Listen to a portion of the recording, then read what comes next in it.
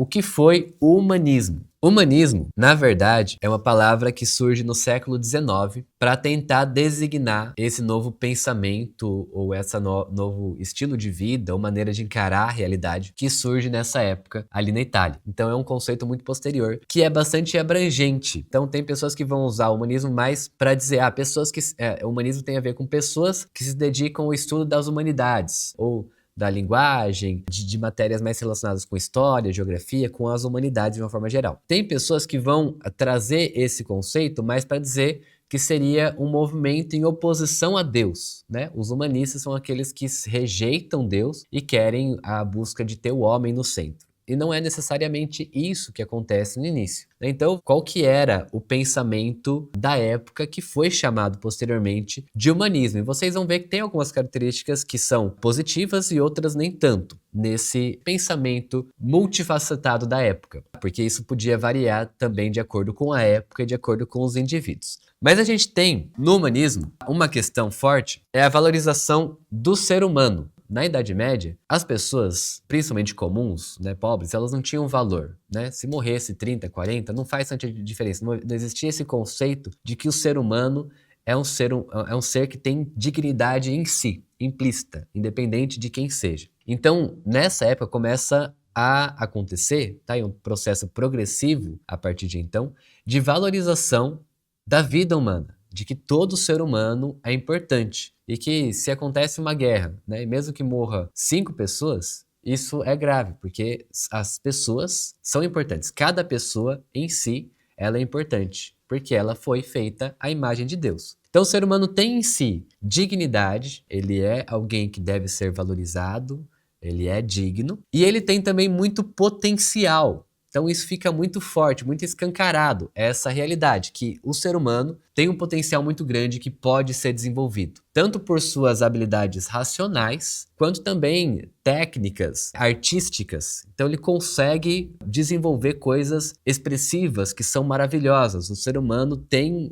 talento, tem um dom, né? É lógico que algumas pessoas têm mais do que outras, mas o ser humano como um todo, ele tem um potencial muito grande que tem que ser valorizado e que tem que ser desenvolvido. Então, essa ideia de que existe um potencial no ser humano e na humanidade para coisas boas surge durante essa época. A ênfase no indivíduo, a ideia que cada pessoa é única, que não existe outra pessoa semelhante a você. Cada pessoa foi criada por Deus de forma individual e de forma única, e por isso ela é especial, porque ela vai conseguir realizar coisas ou vai conseguir ter feitos que só ela pode fazer. Existe algo que é único de cada um, que deve ser valorizado. Além disso, a ênfase na experiência de que o indivíduo ele tem que buscar a verdade não simplesmente externa, daquilo que é o consenso comum da sociedade ou daquilo que é legitimado por uma organização, como por exemplo na época, né, a Igreja Católica, mas que a pessoa tem que buscar a realidade ou a verdade a partir da sua própria experiência, por exemplo, com Deus, né, ou por exemplo, com o estudo da natureza, da criação. Então, isso se fortalece das pessoas na época não quererem mais aceitar verdades prontas, embaladas, fechadas e simplesmente tudo bem e eu não vou discutir isso, mas de precisar ser ou convencidas racionalmente ou ter uma experiência para realmente reconhecer aquilo como verdade, como realidade. Percebem? Então essa ênfase no indivíduo, que ele tem essa singularidade, essa autonomia para a partir da sua própria vivência, a partir da sua própria razão, tirar as conclusões. Tem um sentido também de autonomia, tá? E aqui em relação à Igreja Católica, que eu já expliquei um pouco, de que ele não deve necessariamente ter que se conformar a tudo o que essa instituição diz, mas que ele deve ter liberdade de pensamento e pensar de forma diferente. No humanismo, na época, também busca referências para um novo sentido para a vida, ou cosmovisão em relação ao mundo, à sociedade, enfim, a forma como se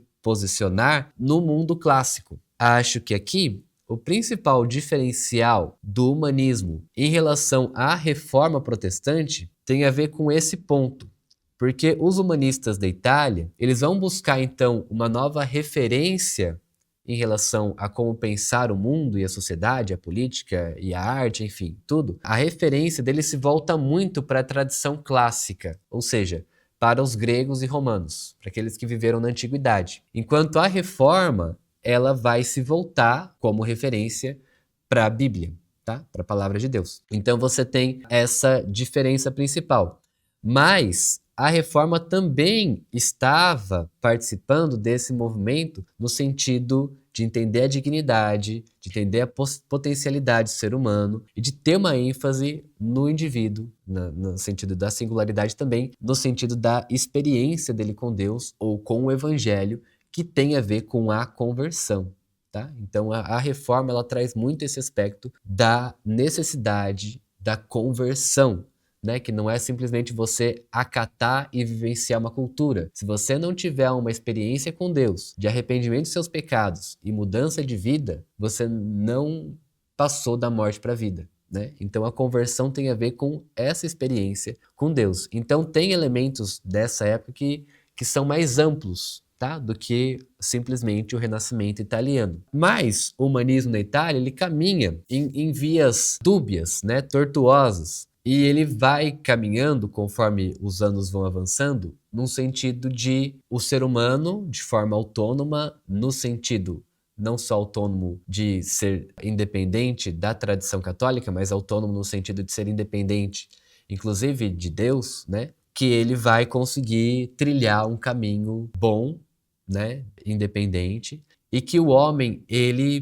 por si só, né? Ele consegue, ele é bom o suficiente, ele é tão dotado de habilidade, de capacidade, que ele vai conseguir produzir, então, no futuro, um mundo melhor, tá? Um mundo que realmente você atinge uma perfeição nas artes e outros desenvolvimentos que poderiam vir por conta da capacidade humana. Então, o humanismo italiano, ele acaba pecando muito por conta de não levar a sério ou não trazer muito claramente a questão da queda, a questão do pecado, a questão da rebelião contra Deus. Então ele acaba sendo muito otimista em relação ao homem, mas sem levar em consideração que o ser humano ele está num estado de pecado, né? Sem Deus, ele está num estado de pecado e não tem conciliação enquanto ele não se arrepender.